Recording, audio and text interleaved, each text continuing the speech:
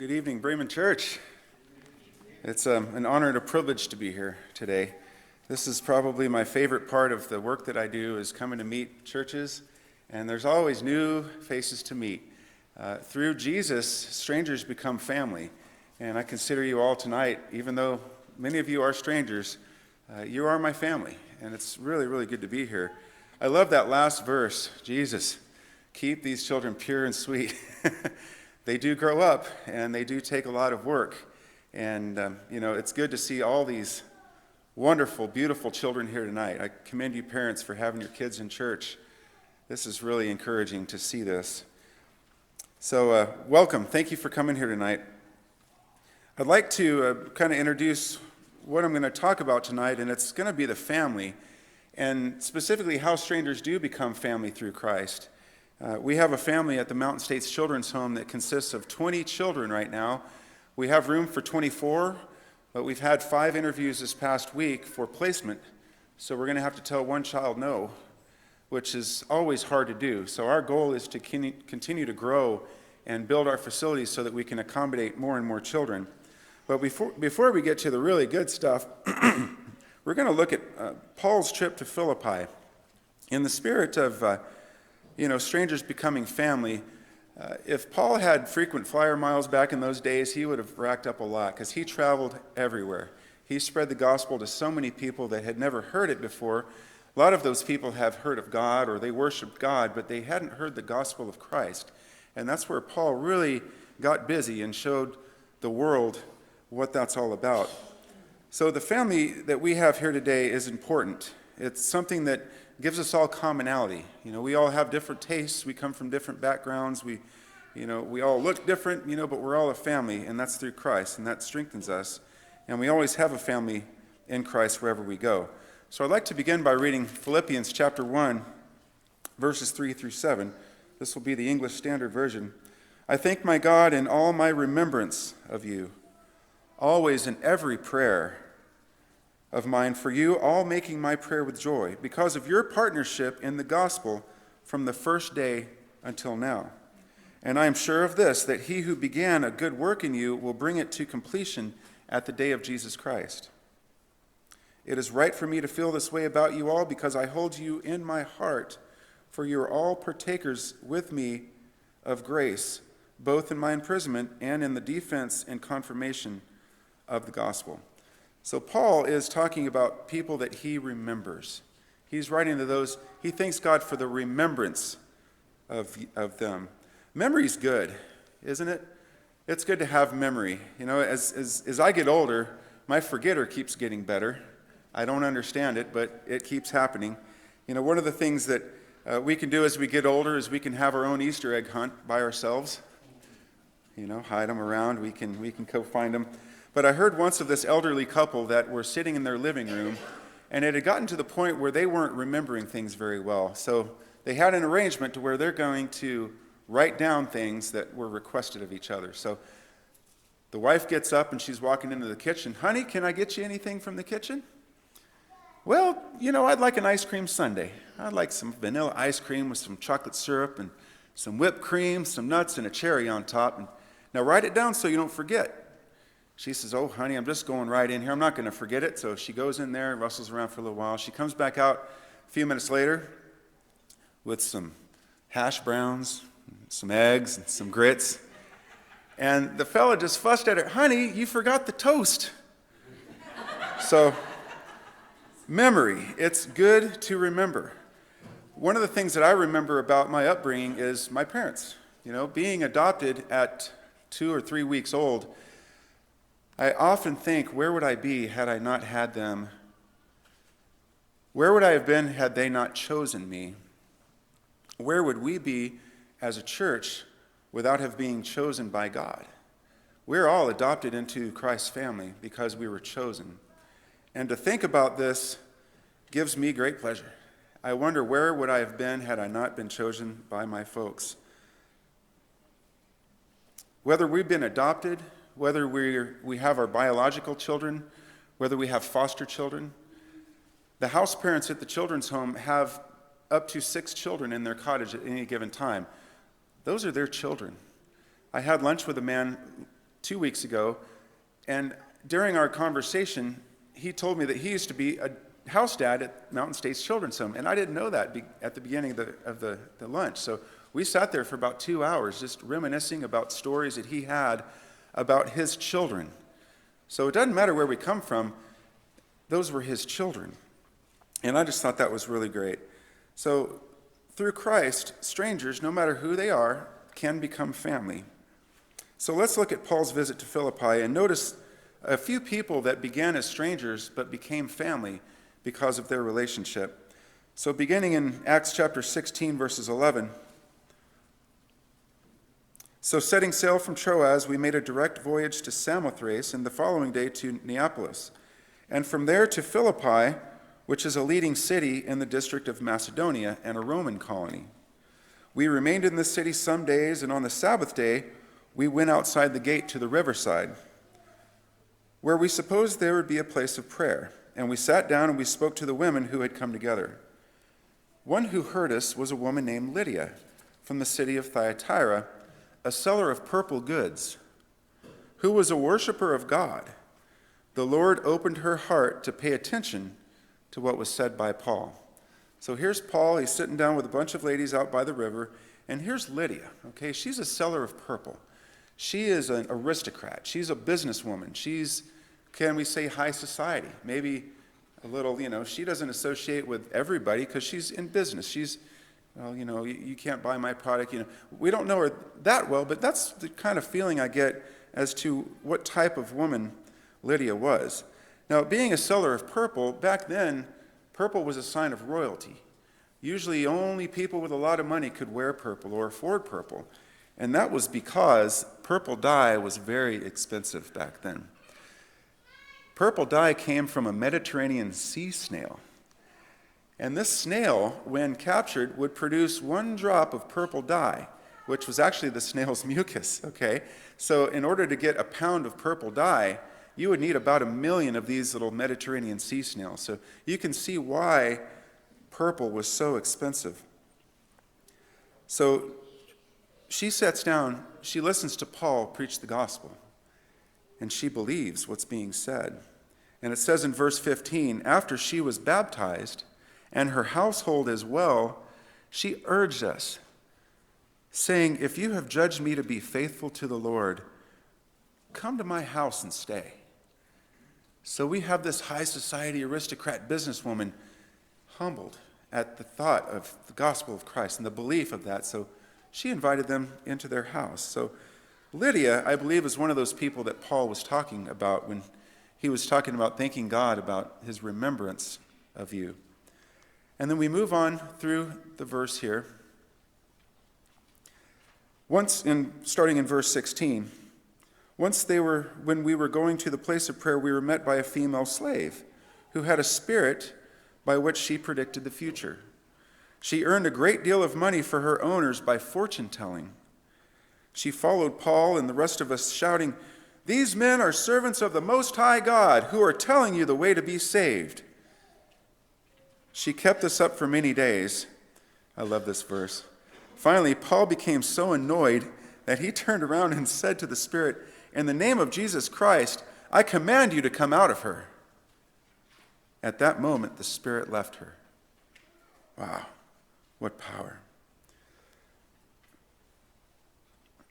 Mental illness has been something that we've dealt with in our society and our world for a long, long time. Throughout history, mental illness was associated with being possessed or having a spirit that people didn't understand. So if somebody had a mental illness, they were known to be possessed or having a spirit. So before the study of psychology and neurology, people often thought someone with a mental illness, had a spirit, so they had to get that spirit out. So before Paul, obviously there was after Paul rather, there were techniques used to heal someone who had a spirit. One was called trephining, when they would put a hole in somebody's head to allow the spirit to be released. Another was bloodletting, where they would take blood out of people and think that the spirit was coming out. It's a good thing we don't still do these practices because they don't work. We've come a long way since then. But, we'll get to what we do for the children at the Children's Home in a few minutes. But This girl here was possessed by a spirit that allowed her to tell fortunes and making a lot of money for her owners. So these men aren't very happy when she doesn't have the spirit that allows fortune telling anymore. So these men are so mad at Paul that he brings them up on charges. The girl can't tell fortunes and make money anymore, so he brings them up on charges. So through the preaching of Paul, Paul casts the spirit out. The men are mad. They can't make any more money, so they bring him up and they say, Paul is troubling the city. Wouldn't it be great if someone could say that about us, that we were troubling the city by preaching the gospel? Well, that's what happened to Paul.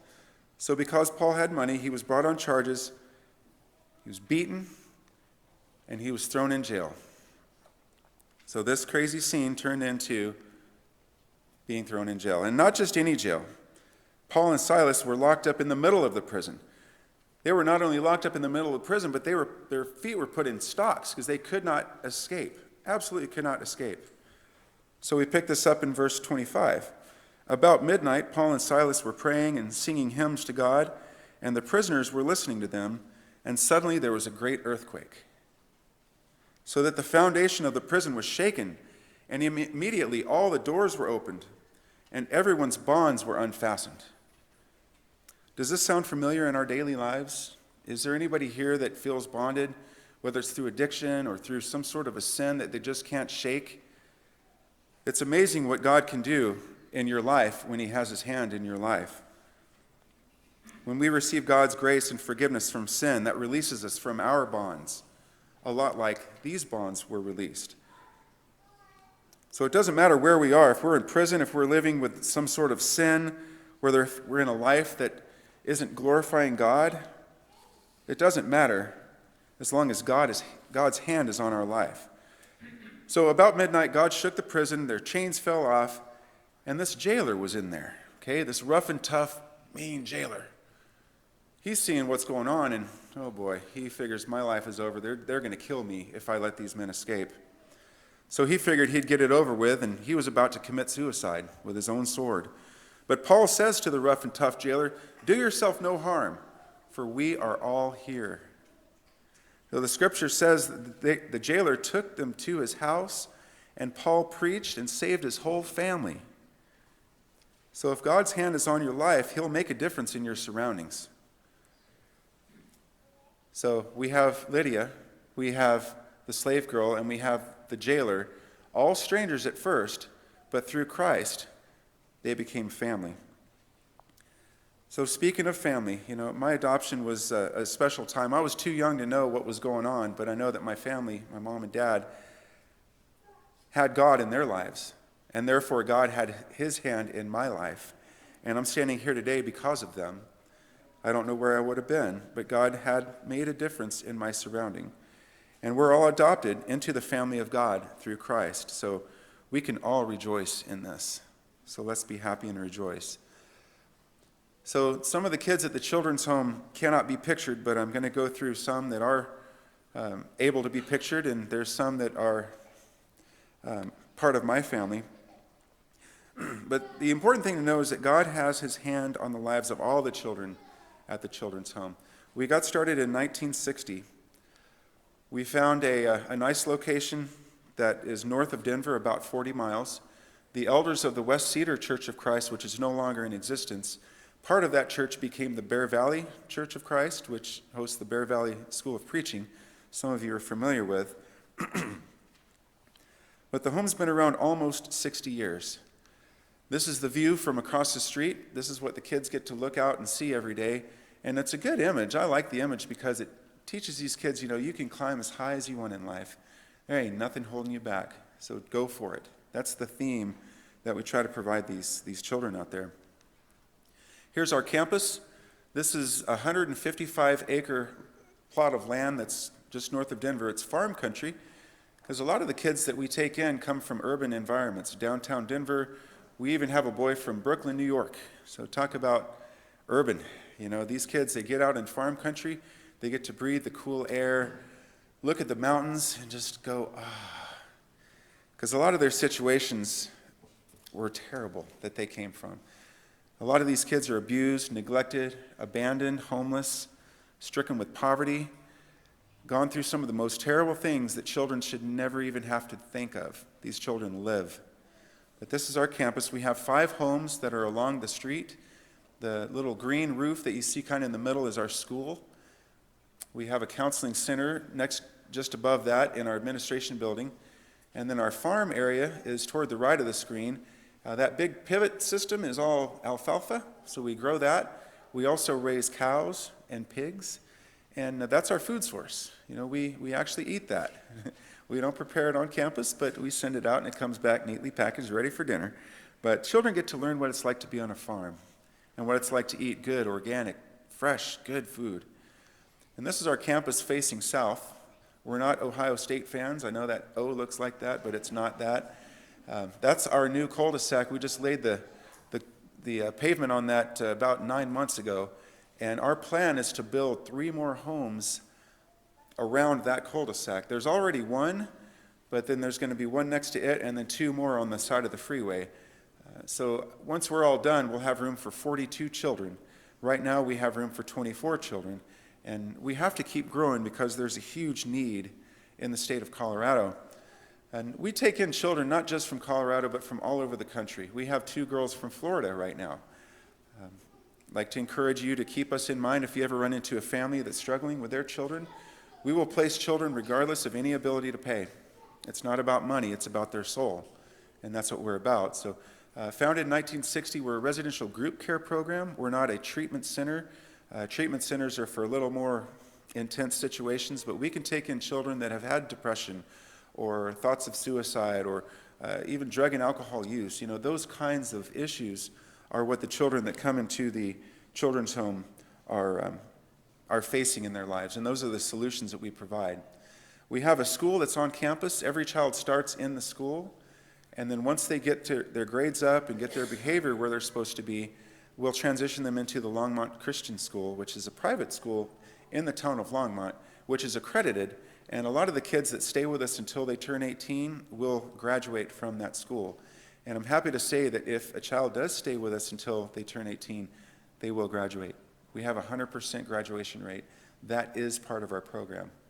We have 5 Christian family model homes. Each home consists of a married couple that's a member of the Church of Christ that has an affinity for children. They want to help kids, and we call them house parents. So the house parents get to have up to 6 children in their home, and they get to be their mom and dad. They get to show them what it's like to have a mother, have a father, and what it's like to be loved. A lot of these kids have never felt love before. A lot of these kids have never had a dad in their life, and it's just amazing what a difference having a dad makes. Or we've taken some that have come from single dads. They've never really had a good mother figure. So it's amazing what you can accomplish when you have a mother and father figure in the same home. So we like to call our program a deeper level of care. We have a lot of programs that set us apart from other standalone counseling centers or military schools or any of those kinds of things. We do it all. So Luke 2:52, and Jesus grew in wisdom and in stature and in favor with God and man.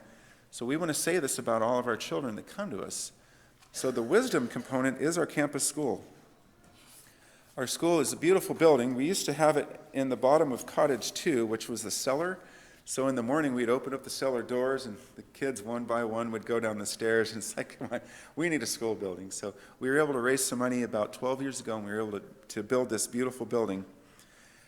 And here's the inside of it. We have 2 staff teachers and 3 volunteer teachers, and these people come because they care. Janice is teaching the kids here a Bible class. We bring all the children together in the beginning. We teach a Bible study, and then we break off into our respective age-appropriate grade levels. 2 boys will go study algebra, and 3 girls will do English, and so we'll do that, and we'll rotate throughout the day so the kids can get their education in a very small class size. Our average grade level improvement per year is 4.1 academic grade levels of achievement. So these kids catch up quickly. They all come in behind. We give an education assessment to kind of see where they are, where they're performing, what grade level they're at, and then we assign them to the class curriculum that's going to be appropriate for them and just watch them go. watch them go. They show up nice and full. They have a home that loves them. They're not around other kids that are influencing them bad. They are around other kids that have come from similar situations. So they're able to just really fit in quickly and learn at an alarming rate. So we get them caught up quick. This is our gym. This is where we play basketball, we do pickleball, we play life-size Hungry Hippo. You put children on sleds with a bungee cord and slide them across. It's very safe. Lots of fun, but we have a lot of fun. We let children be children, and so this gym is a fine facility to do that. So that's growing in wisdom. Now, growing in stature. This is the home. This is the basic needs that we provide these children. Again, a lot of children have never had their own home, much less their own room. But, we have cottages here. This is a boys' home. We have 6 boys here. This is the girls' home. This is Zach and Carrie's cottage. It's a girls' cottage. I pray for Zach a lot because Zach is married to Carrie. He has 2 girls of his own that live there, and then he has 6 girls that are in the program. So Zach is surrounded by girls, but he's a great guy, and so we just love Zach and Carrie. Here's Paul and Geneva Mondu. They've been there the longest. They've been there for 15 years. The average stay for house parents is 12 and a half years, which is really good for children's homes and house parents because they're on the clock 24 hours a day, 7 days a week, being parents to these at-risk and broken, wounded children. So we give them 3 to 4 weeks on, and then they get a week off where they can leave the campus or they can stay in their home. And while they're there, the children go to cottage number 5, which is John and Kathy. So John and Kathy get new children every week. So it's a constant rotation to kind of keep everybody fresh. So, and this is our newest home. This is that one that's by itself on that circle. This is a 5,000 square foot home. The 2 windows on the right are Karen and Jim's kind of house within the house. That's their house parent quarters. And then we have 6 bedrooms around the perimeter of the back of the house, and each bedroom has its own bathroom. So the girls that live here don't have to fight over the hairdryer or the bathroom. They're responsible for their own space. And so we want to plan the next 3 floor plans just like this one. We have number 6 fully funded. We're just waiting on 1 permit from Boulder County to get construction started. And once we get that built, we'll have room for 6 more children. That'll take us up to 30. And then our plan is to build 2 more just like this. So that's the future of our growth and our group care program for the kids. And then favor with God. This is the good stuff. This is what I consider the most important healing factor in the world. This is the true and living hope that these children hear about. A lot of these children have never been to church. They've never even heard a prayer. Once these kids come to the children's home, before long, they realize that being a Christian is cool. They want to be like the other kids that are Christians. They want a piece of whatever is making these kids happy. These kids are walking around, they singing, leading devotionals in their cottage, leading devotionals at church. These kids are on fire. They get to hear the gospel, and they get to learn about forgiveness. They get to learn about hope, and they get to learn that whatever has happened to them, no matter how bad it has been behind them, it doesn't matter anymore because now they have Christ. They have forgiveness, they have hope, and they have a future. And that's the flavor of the home. That's what these kids get. This is the Longmont Church of Christ. We have wonderful elders there, just like we do here. One of the elders, Bill Irwin, is a retired FBI agent. And a lot of the kids think that's cool. We have Paul Finley. He's on our board, and he's also a rocket scientist. He works for Ball Aerospace. I mean, just interesting people. And these boys and girls can look at these men and say, I can do that too. There ain't nothing holding me back. So this is what they get at church. We have youth groups that come out all summer long. This is the biggest group that we've ever had. This was 4 groups from Texas that came up because they're interested in what we're doing in Colorado. We have some supporting churches down there. And one of the churches and 3 others came up, brought their youth, and it was amazing, so uplifting. And these children got to meet all these new kids. And wow, you're coming to see me. You don't even know me, but you're my friend. You're my family. And there's that theme. We're all family through Christ. And these children get to learn what it's like to have a church family and have people care and love them that don't even know them. And finally, this is what's really important. We want to teach the gospel. We want these children to leave as a Christian. That's our goal. That's our number one goal. We've had this in our bylaws. Our board of directors, our staff, we're all members of the church. We all proclaim the same gospel. We don't have any confusing, teachings or anything like that. They get the Bible, they get the gospel, and they learn about baptism. To be immersed is to be a new person, to put your past behind and wake up a new person. And that's the real healing process. When these children reach the point where they understand the gospel and understand what it takes to be saved and what it takes to repent and live your life as a Christian, they're interested. And that's what I think is the most important thing that we teach. And finally, we are licensed by the state of Colorado as a residential group care facility, so we are accountable to the state. We're not funded by the state or the government. We don't take any money from the state or government because we don't want them coming in saying that we can't take our kids to church. We're not going to do that. We're just not going to do it. So all of our funding is private, and the programs that are funded at the home are based on getting the children better. And we can say 100% that we are successful at that. When the state says, well, how do you know these children are getting better? Well, when the children come in, we give what's called a MAS assessment, multidimensional adolescent assessment scale. It's a survey with about 150 plus questions.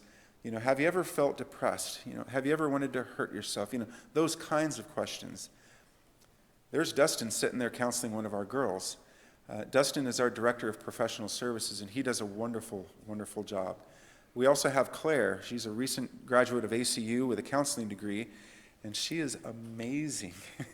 So we let the children choose if they want a girl or a boy counselor, and they work with them based on their MAS score. So when the children come in, the MAS scale tells us where their areas of therapeutic concern are. Where are they hurting? Because every child's different. They all come from different backgrounds. So we want to identify specifically how we can help each child specifically. The green area right there represents 40% of our population at the time of placement. 40% of the kids come in with between 10 and 14 areas of therapeutic concern. If a child is depressed, that's one area of therapeutic concern. If they are stressed, that's 2 areas of therapeutic concern. For example, these kids come in between 10 and 14 areas of concern, almost half. The red represents 45%, which is almost half, between 5 and 9 areas of therapeutic concern. And then we have a small 15% portion of the blue, which is between 0 and 4. That area represents children like Amanda. Amanda's parents were both killed in a car accident. She didn't have any immediate family that was really able to care for her. So Tom Walker, the minister at the Englewood Church of Christ in Denver, called us up and said, can you place Amanda? And she's such a sweet girl. She's really been through it. But she came out to the home and she recovered really quick. Not all the kids are like Amanda. She's about to graduate. But, most of the kids, they come in broken and wounded. But, there are some that come in from situations in life that they just can't help. So we're going to look after those kids too. So after a year, we give the MAS scale again. And this is what our population looks like after 1 year. 1 year to 18 months. The average stay is about 1.5 years. But in that period of time, only 25% are still working through 5 to 9 areas. But 75%, the vast majority of children are better. They don't have any more therapeutic concerns, and they're ready to go home. So when it's time to go home, we will have worked with the family up until this point. So we do counseling for the child as well as the family unit, whether it's a single mom, whether it's parents that are addicted, whatever that case may be. We have group therapy for the family as well as the child. So we want that home to be prepared for that child to go back home. Sometimes that's not going to happen, like Amanda, and other times when the parents just don't want to do anything about it. But when it's time to go home, we want it to be good. For the kids that stay with us, we have to do something once they turn 18. For so many times, for so many years, we have had to tell good children that are doing so well in the program, good luck. You're on your own. You're 18. You're an adult now. Our state license won't allow us to have adults and children in the same program, so we have to age them out. Not anymore, because we have come up with a solution. The Transitional Living Program is our newest venture. We're so excited about this program. Once a child turns 18, they can choose if they want to get their first job in Longmont, or if they want to attend trade school, or if they want to go to college. And I'm not talking just Front Range Community College in Longmont and Greeley. If they want to go to Harding University, they can. We're going to support them through that decision. We're buying the property we have our lot. We have a 5-acre lot between us, and then a 5-acre lot next to that, which we're purchasing. It's a 6-bedroom home. It has a cabinet shop on it. And these kids, if they want to work in the area or attend trade school, that's where they're going to live. We're going to have a life coach that lives there with them, an adult counselor type person that's going to help them fill out applications, help them with their studies, hold them accountable, encourage them to go to church. They're going to continue their counseling on campus, and they're going to have support from the home. Not 100%. We want them to get, we don't want them to be indigent, but we want them to have some responsibility for themselves. So that's going to be part of that program. But they're going to have choices to move on beyond the age of 18 and still have the home to help them get through it. We're also building, like I said, 3 more homes. We're expanding our administration building to accommodate 2 more counselors. With more children, we're going to need more counselors. So that's our plans for growth. And we have a bright future. We're doing well. We're not super rich, but we make our budget every year. Our budget is $2.1 million a year. And we make just over $2.1 million a year. But, we're lean, we're very conservative, but we don't want to ever take state or government money. We don't want to sell ourselves out to get endowed quicker or to make more money, because the Lord blesses us, and we trust in Him. We put Him first, and He's our CEO out there. He's who we look to for help. So we're going to continue that trend. So, here's our family. The children wanted to say hello. These are the ones that can be photographed, and they're all just sweet kids. They've been through it. Thanks to you, your support, you're helping us reach these children. It's not about the gift. Philippians 4:17, I think it is. It's not about the gift. It's about what the gift does, and that's what we consider so important. And we thank you so much for your support and for your prayers. And if anybody ever wants to come out to Colorado and visit us, I'd love to show you a tour, meet some of the kids, and see firsthand what we're up to. So I really appreciate your attention tonight. I do want to extend an invitation, because what's really important is to be part of the family. Be part of the family of Christ. If you're not a Christian tonight, you can become a Christian. There's great elders here. There's good people here that can answer questions for you, that can pray for you, that can be there for you, because we've all been adopted into the family of Christ, and it's up to us to make that decision. So if there's any need that you might have tonight, if you're struggling with a sin, with an addiction, if you're struggling in any other way, there's people here to help. There's people here to help. So if you have any need at all, please make that need known as we come. Make that need known down here front as we stand and sing.